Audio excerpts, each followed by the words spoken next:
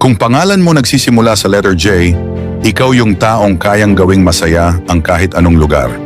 Ang letter J ay simbolo ng joy, journey at curiosity. Mga taong may J sa pangalan, madalas masayahin, palabiro at natural na good vibes.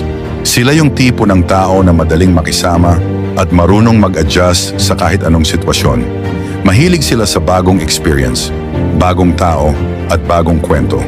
Pero eto ang hindi alam ng karamihan. Kahit palaging masaya sa labas, marunong din silang mapagod emotionally. May mga bagay silang hindi sinasabi dahil ayaw nilang maging burden sa iba.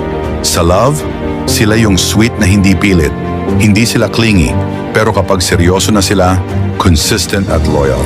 Traits: masayahin, adventurous, friendly, curious, emotionally aware, easy to love, independent.